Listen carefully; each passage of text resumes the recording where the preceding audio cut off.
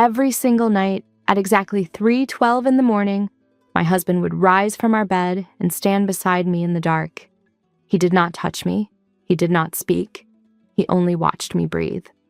I know how that sounds, but it is the truth, and it went on for 7 long months. My name is Loretta June Carver. I am 90 years old. I was born in 1934, and I have lived long enough to know that when your body wakes you before your mind, it is because something is wrong.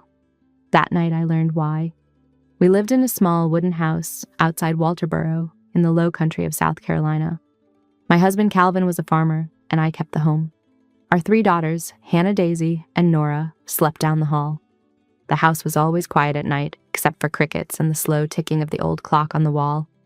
That clock was how I knew the time. 3:12, every time. The first time it happened, I told myself it was nothing. A man gets up to use the outhouse. A floorboard creaks. A shadow moves. You make excuses because you do not want to believe your own fear. But after the 3rd night, and then the 10th, and then the 30th, there was no excuse left. He was standing there, always in the same spot, always when the clock struck 3:12. I stopped sleeping. My hands shook when I poured coffee. My clothes started hanging loose on my body. Hannah watched me with eyes too old for her age. Daisy grew quiet. Nora stayed glued to my side like she could feel the danger in the air. I tried prayer. I tried pretending. I tried telling myself it was nerves.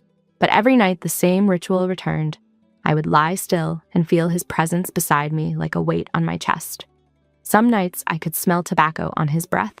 Some nights I could hear his breathing turn uneven, like he was fighting something inside himself. On the night I stopped pretending, I decided I would stay awake and listen. I slowed my breath. I let my hands go limp. I made myself into the best picture of sleep I could manage. I did not know what I would hear, but I knew it would change everything. When he knelt beside the bed and whispered my daughter's name, the truth finally came into the light. Before those nights began, my life was not a happy one, but it was steady. In the 1960s, a woman like me did not expect romance. We expected work and duty, and if we were lucky, a little peace. Calvin and I had been married for 13 years. He rose before sunrise and went to the fields. I cooked, cleaned, mended, and raised our girls. We did not fight. We did not laugh much either. We simply moved through the days, side by side, like 2 people rowing the same boat without ever looking at each other. Hannah was our oldest. She was serious and careful, the kind of child who reminded her sisters to wash their hands and finish their chores. Daisy was the heart of the house. She sang while helping me in the kitchen and talked to the chickens like they were her friends. Nora was small and shy, always hiding behind my skirt, but always watching everything. When I looked at them, I felt rich, even when our cupboards were thin. Our house was simple but clean. A small kitchen, a narrow hall, and 2 bedrooms. At night, the girls whispered to each other and giggled until I told them to sleep. Calvin would smoke his pipe and stare at the wall. That was our life. Not warm, but not cruel. I thought that was just how marriages were. Back then, women were taught to endure. If your husband did not hit you or leave you, that was considered good enough. Nobody asked if you felt safe. Nobody asked if you felt loved. You were expected to be grateful and quiet. I was both. I did not see myself as brave. I did not see myself as trapped. I saw myself as a mother, doing what she had to do. Looking back, I know how small my world had become. The fields, the stove, the schoolhouse and church. That was all I knew. But inside that small world, my girls were everything. That is why what happened later felt like an earthquake. It did not just shake my marriage. It cracked the ground under my children. When fear finally came, it did not knock. It walked straight into my bedroom at 3:12 in the morning and stood beside my bed. The first night it happened, I did not scream. I did not even sit up. I simply opened my eyes and saw a shape standing beside the bed. For one terrible second, I thought someone had broken into the house. My heart jumped so hard it hurt. Then my eyes adjusted, and I saw it was Calvin. He was standing on my side of the bed, close enough that I could feel his breath. He did not speak. He did not move. He only looked down at me like I was something he was trying to understand. I wanted to ask what he was doing, but fear froze my voice in my throat. After a few long moments, he turned and went back to his side of the bed, as if nothing had happened. In the morning, I told myself it had been a dream. People wake up at night. People stand for a moment when they are half asleep. I needed it to be normal, so I made it normal in my mind. I poured the coffee. I packed the girls' lunches. Calvin ate in silence and went out to the fields. Everything looked the same. But the next night it happened again. And the next. And the next. Always when the clock on the wall said 3:12, always in the same place by my side of the bed. I began to watch the clock at night with a tight chest and shaking hands, waiting for the minute to arrive. That is when I knew it was not a dream. Something had changed inside my house. Something had crossed a line that could not be crossed back. After the first week, my nerves were already worn thin. After the first month, I could no longer pretend I was fine. Sleep became something I feared instead of needed. I would lie in bed, staring at the ceiling, counting the minutes until 3:12 arrived. When it did, my whole body would tighten like I was bracing for a blow. During the day, I tried to keep up with my work, but my hands shook. I spilled flour on the floor. I forgot simple things like where I left the scissors or whether I had fed the chickens. I started losing weight without trying. My dresses hung loose on my shoulders and my face looked sharp and tired when I caught it in the mirror. The girls noticed. Hannah began watching me the way children watch adults when they know something is wrong but do not know how to name it. Daisy stopped singing in the kitchen. Nora followed me from room to room as if she was afraid I might disappear if she looked away. In a small town, people talk. I did not dare tell anyone what was happening. A woman saying her husband stood over her bed at night would not be believed. They would say I was nervous or imagining things. So I kept quiet and carried the fear alone. Every night the ritual repeated. The creak of the bed, the soft steps on the floor, the heavy silence when he stood beside me. Some nights I felt his eyes on my face so strongly it was like a touch. I would hold my breath and pray he would go back to bed quickly. 7 months is a long time to live in fear. It changes how you think. It changes how you see the people you love. I started to wonder if I was safe in my own home. I started to wonder what he was waiting for. And worst of all, I started to wonder what he was hiding from me. When fear lasts long enough, your mind starts building stories to survive it. I told myself Calvin might be sick. Maybe his sleep was broken and he did not know what he was doing. Maybe he was half dreaming. I had heard of men who walked at night and remembered nothing in the morning. I prayed more than I ever had. I kept a Bible beside the bed. I whispered verses into the dark when I felt him near. Sometimes that helped me breathe. Sometimes it made the silence feel even heavier. I thought about telling someone, but shame kept me quiet. In those days, a wife was expected to handle her troubles alone. If you complained, people said you were ungrateful. If you spoke too much, they said you were stirring trouble. So I kept my mouth shut and carried the fear inside my chest. But no prayer and no excuse could explain why he came at the same minute every night. 3:12 never changed. That was when I stopped believing I was imagining it and started believing something was very wrong. While I was busy being afraid of my husband, I was missing what was happening to my child. Daisy was the first one to change. She grew quiet at the table. She pushed food around on her plate without eating it. The girl who used to sing while shelling peas now sat in silence with her eyes fixed on nothing. One afternoon, she came home from school and went straight to the bedroom. She said her stomach hurt. When I touched her forehead, it was cool.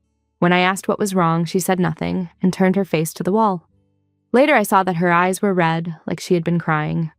Children do not cry for no reason. Fear always finds a way out. I sat beside her on the bed and brushed her hair. She did not pull away, but she did not speak either. Her body was stiff, like she was holding something inside that was too heavy for her to carry alone. In that moment, I felt a cold understanding settle in my bones. Something was wrong that had nothing to do with sickness. Nora stayed glued to my side. Hannah watched both of us with a look that said she knew more than she was saying. My house was full of quiet children and a silent man. And I finally understood that whatever was haunting my nights was also touching my daughters. That was when my fear changed. It was no longer just about me. It was about protecting my girls. Once I realized my children were being touched by the same fear, I could not keep waiting. I needed answers. I needed to hear what Calvin was doing when he stood over me in the dark. I decided I would stop guessing and start listening. That night I went to bed early. I lay on my side the way I always did and practiced slowing my breath. I let my hands rest loose on the sheets. I softened my face and jaw like someone deep in sleep. I told myself that if I could fool him into thinking I was truly asleep, he might reveal what he was hiding. The minutes passed slowly. My heart beat hard in my chest. I kept my eyes closed and my breathing steady, even though every part of me wanted to look. When the clock reached 3:12, I felt the bed shift as Calvin moved. I stayed still. I felt his steps on the floor. I felt the air change when he stopped beside me. I was close enough to hear his breath. All I had to do was wait. Whatever he was about to say would tell me the truth. He stood there longer than he ever had before. I could feel him watching me, even with my eyes closed. His breathing was rough and uneven, like someone holding back tears. Then I felt him lower himself beside the bed. The floor creaked softly as he knelt. "Loretta," he whispered. My name came out like a prayer. "Please forgive me." My whole body wanted to jump, but I forced myself to stay still. I kept breathing slow and deep the way a sleeping woman would. He leaned closer, and I felt the warmth of his breath on my face. "I was scared," he whispered. I was desperate. I did not know what else to do. His voice shook and then broke. He started crying, the kind of quiet crying that comes from shame. I heard him say the words that made my blood turn cold. "I promised our girl." He said, "Daisy." I felt something inside me crack, but I did not move. "I owed too much," he whispered. $4,200. I lost it all playing cards. The money we saved, everything. Wallace Granger said he would kill me if I did not pay. He said I would disappear. Then he said he would erase the debt if I promised Daisy when she turned 16. I said yes. I said yes to save my life. His words fell like stones into my chest. My child, my baby, sold to a man old enough to be her grandfather. I lay there in the dark, listening to my husband confess to something I could never forgive. Every night he said, "I come here because this is the minute I signed her away. I come to beg you to forgive me because I am too weak to tell you the truth when you are awake." He sobbed quietly beside the bed. I heard him say he hated himself. I heard him say he wished he was dead, but none of that changed what he had done. After a while, he stood up and went back to bed. His breathing slowly evened out. He fell asleep. I stayed awake, staring into the dark, knowing my life and my daughter's lives had just been torn open and nothing would ever be the same again. When the morning came, the house felt different. The same walls, the same table, but the truth was sitting between us like a shadow. I moved through my routine on habit alone. I poured coffee. I buttered biscuits. My hands felt numb. Daisy came into the kitchen, rubbing her eyes. When she looked at me, our eyes met, and something passed between us that did not need words. She knew, or at least she knew that I now knew something. I reached out and touched her shoulder. She did not pull away. Calvin came in last. He sat at the table and would not look at me. The man who had stood over me for 7 months could not meet my eyes in the daylight. That told me everything. No one spoke. Even the children were quiet. It was like the whole house was holding its breath. I realized then that fear had been replaced by something stronger. It was clarity. I knew exactly what I had to do. I was not going to let my daughter be traded for a man's mistake. I did not know how yet. I did not know what it would cost. But I knew I would not be silent anymore. After the girls left for school, I sat across from Calvin at the kitchen table. The quiet felt heavier than any shouting ever could. I told him to speak. His hands were shaking so hard the cup rattled in its saucer. He told me about the card game in the back of a roadside bar. He told me how he kept losing and borrowing until the debt grew bigger than our land. $4,200 was more than we could earn in years. He said Wallace Granger was known for taking whatever he wanted when men could not pay. I asked him when it happened. I asked him where he signed. I asked him who had witnessed it. I needed every detail because details are how you fight lies. He admitted he had written Daisy's name on a piece of paper and promised her when she turned 16. He said Wallace kept the paper like a receipt. That was when I understood how power really works. It is not about money alone. It is about who holds the proof. I told Calvin a child is not payment. A daughter is not a solution to a man's mistake. He cried and begged, but I was done listening to excuses. What mattered was stopping what he had started. I made him write a statement saying the promise was made under threat and that it was canceled. I did not know if it would work, but I knew I would not walk into a fight empty-handed. By the time he finished writing, my fear had turned into purpose. And purpose is what moves mountains. I read the paper he wrote with care. His handwriting was shaky, but the words were clear.